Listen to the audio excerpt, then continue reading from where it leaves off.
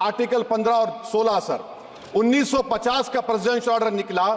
तारीखी नाइंसाफी के खात्मे के लिए रिजर्वेशन दिया गया, तारीखी नाइंसाफी के लिए हजारों साल के जुल्म की बिना पर, मगर उनको नहीं मिला जिनका मजहब इस्लाम और मुसलमान था।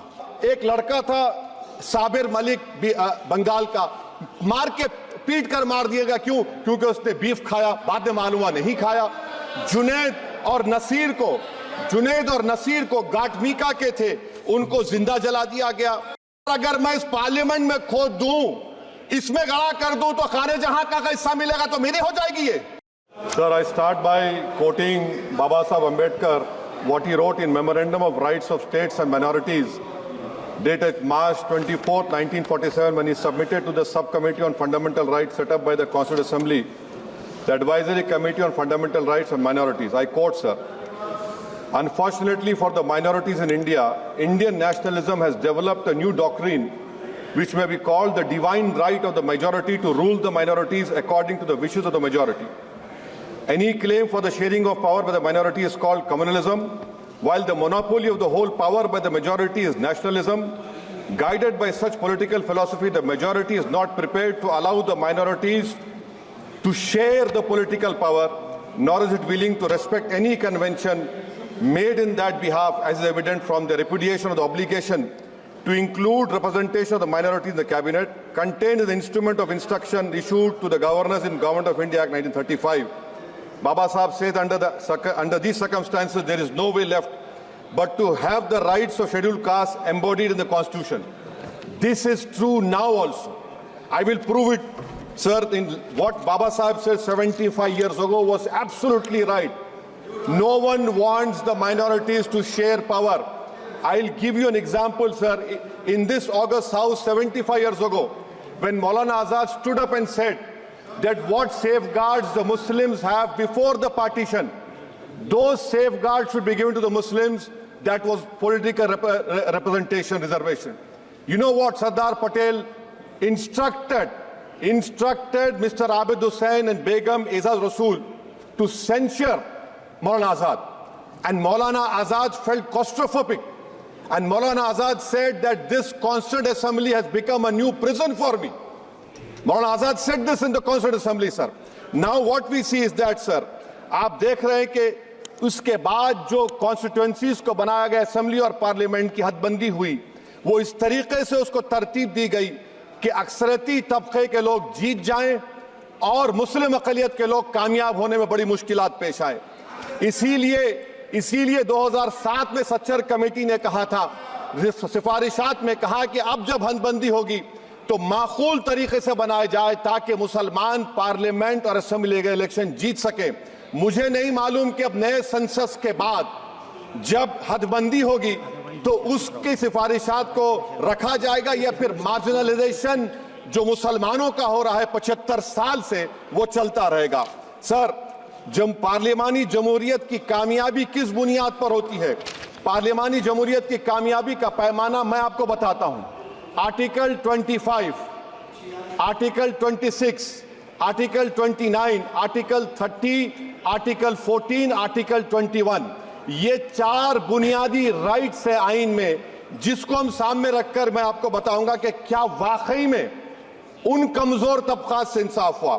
मिसाल के तौर पर आर्टिकल 15 और 16 सर 1950 का प्रेसिडेंशियल ऑर्डर निकला। तारीखी नाइंसाफी के खात्मे के लिए रिजर्वेशन दिया गया, तारीखी नाइंसाफी के लिए हजारों साल के जुल्म की बिना पर, मगर उनको नहीं मिला जिनका मजहब इस्लाम और मुसलमान था, उनसे भी नाइंसाफी जुल्म हुआ। दूसरी बात दफा 25 में प्रोफेस कहा गया, आर्टिकल 25 टॉक्स प्रोफेस। सर, आज मेरी बेटियों को गवर्नमेंट के एजुकेशन इदारों में हिजाब पहनने से रोका जा रहा है, तो ये आर्टिकल 25 का प्रोफेस कहां तक कामयाब हुआ, ये अक्लमंद लोगों पर छोड़ता हूं। प्रैक्टिस सर, आर्टिकल 25 में अमल करना। कई रियासतों ने ऐसा कानून बना दिया कि आप ये नहीं खा सकते, आप वो नहीं खा सकते, कैटल स्लॉटर एक्ट का एक्ट बना दिया। आप बताइए कि हरियाणा, राजस्थान में पुलिस की अख्तियारात गौरक्षक को दे दिए और उन अख्तियारात का बेजा इस्तेमाल मॉब लिंचिंग में हुआ। किसका हुआ? एक लड़का था साबिर मलिक बंगाल का, मार के पीट कर मार दिया गया। क्यों? क्योंकि उसने बीफ खाया, बाद में मालूम हुआ नहीं खाया। जुनैद और नसीर को गाटमीका के थे, उनको जिंदा जला दिया गया। सर फिर प्रोपगेट, आप ये आर्टिकल 25 का 3rd सेक्शन प्रोपगेट, आज आप देख रहे हैं कि मुझसे पूछा जा रहा है कि 500 साल पहले तुम्हारी मस्जिद थी नहीं थी। ख्वाजा अजमेरी की दरगाह कह रहे नहीं है।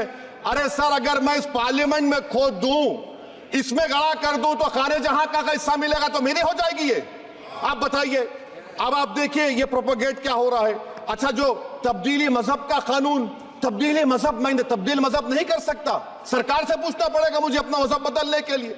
अगर अंबेडकर आज जिंदा होते तो बाबा साहब को भी कहते कि आप जाकर परमिशन लो, तब मजहब बदलना पड़ेगा आपको। ये हालात आज यहां पर पैदा हो चुकी है। सर आर्टिकल 26 देखिए, it gives religious denomination the right to establish and maintain institution for religion charitable. वजीर आजम कहते हैं कि वक्फ का ताल्लुक संविधान से नहीं है। अरे कौन पढ़ा रहा है वजीर आजम को? आर्टिकल 26 पढ़ा लीजिए। आर्टिकल 26 की बात कही गई। मकसद क्या है कि वक्फ की जायदादों को अक्सरियती तबके के लिए छीन कर दे दिया जाए। आप अपनी ताकत की बुनियाद पर छीनना चाह रहे हैं। सर दफा 29 पे आ जाइए, आर्टिकल 29। लैंग्वेज का, जबान का तहफ्फुज है। उर्दू को खत्म कर दिया गया। वो उर्दू जिसके हमारे मुजाहिदीन आजादी ने नारा दिया था, इनकलाब जिंदाबाद का, उस जबान को आप खत्म कर रहे हैं। कल्चर, आप कल्चर की बात इनसे पूछ लीजिए, वो बोलेंगे नहीं, हमारा जो कल्चरल नेशनलिज्म है वो कल्चरल नेशनलिज्म नहीं है बीजेपी का। वो कल्चरल नेशनलिज्म आला जात का, हिंदुत्व का नेशनलिज्म है, जो भारत के इंडियन नेशनलिज्म से बिल्कुल मुख्तलिफ है। सर अब आप आ जाइए। सर आर्टिकल 30 पे आ जाइए। सर आर्टिकल 30 पे आ जाइए। सर आर्टिकल 30 में माइनॉरिटीज को राइट दिया गया। This house has passed a law in 1981 to give minority AMU.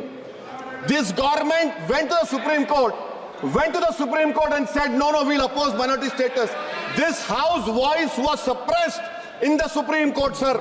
That is why I say that the executive has argued contrary to the parliament. Sir, right to life तो उस वक्त भी था। मैं आपको मिसाल दे रहा हूं।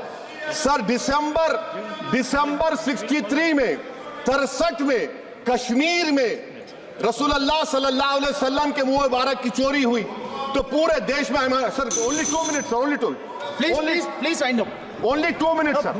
Please, sir, only 2. Time is not the Prime Minister has Sir, I'm concluding, sir. I'm concluding. Raja Sahab, I'm concluding. Please, he has to reply. Listen Please. to me, sir. Sir, my Shikwa Hind Bayan. Please, one minute. I'll conclude, sir. 2 minutes. Now, in Article 20, after that in 63, 8 lakh Muslims were pushed into East Pakistan. What has changed? Please tell me. 2013 Muzaffarnagar, 50,000 were shifted.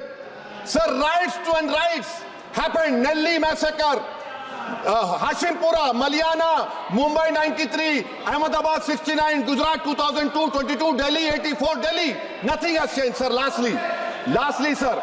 Please. Lastly, sir. On judiciary, sir. I'm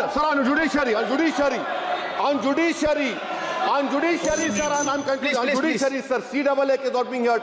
2 sitting chief ministers get bail, but Stan Swamy died in the prison, sir.